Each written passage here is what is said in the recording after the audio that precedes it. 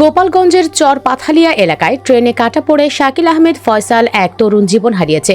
সকাল 6:45টার দিকে সদর উপজেলার গোবরা থেকে রাজশাহীগামী টুঙ্গিপাড়া এক্সপ্রেস ট্রেনে কাটা পড়ে তার মৃত্যু হয়। শাকিল গোপালগঞ্জ সদর উপজেলার বোড়াশী ইউনিয়নের ভেন্নাবাড়ি পশ্চিমপাড়া গ্রামের প্রবাসী কামাল শেখের ছেলে। তিনি এবছর গোপালগঞ্জ সরকারি কলেজ থেকে এইচএসসি পাশ করেছেন। পরিবার সূত্রে জানা যায়, কানে হেডফোন লাগিয়ে গান শুনতে শুনতে রেললাইন পারাপারের সময় ট্রেনে কাটা পড়ে জীবন হারায় শাকিল। প্রতিদিন সকালে নামাজের পর তিনি হাঁটাহাঁটি করতেন। শাকিলের ভাই রাশেদ জানান, প্রতিদিনের মতো আজও রেললাইন ধরে হাঁটার সময় দুর্ঘটনার শিকার হন শাকিল। মৃত্যুর বিষয়টি নিশ্চিত করে Borashi rail station manager Ratna বৈদ্য জানান, রাজবাড়ী থেকে রেল পুলিশ এসে পরিবারের কাছে মরদেহ হস্তান্তর করেছে।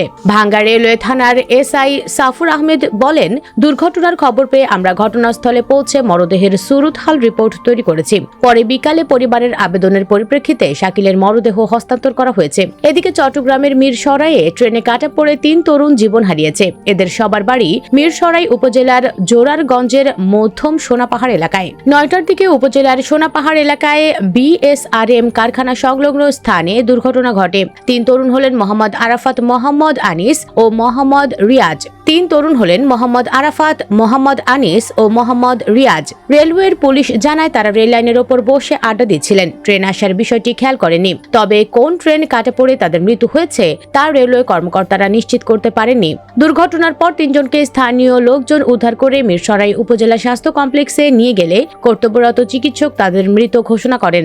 এ বিষয়ে জানতে চাইলে উপজেলা স্বাস্থ্য কমপ্লেক্সের কর্তব্যরত চিকিৎসক মোহাম্মদ এরশাদুল্লাহ বলেন, 3 তরুণের শরীরে হাড় ভাঙা ও নানা আঘাতের চিহ্ন ছিল।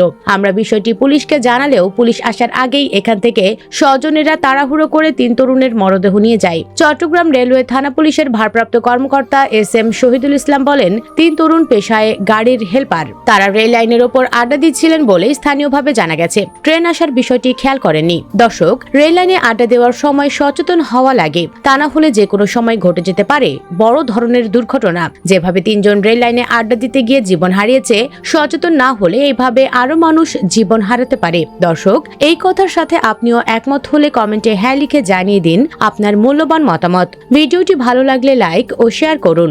আর আমাদের চ্যানেলে নতুন হলে সাবস্ক্রাইব করে সাথে থাকুন। ধন্যবাদ।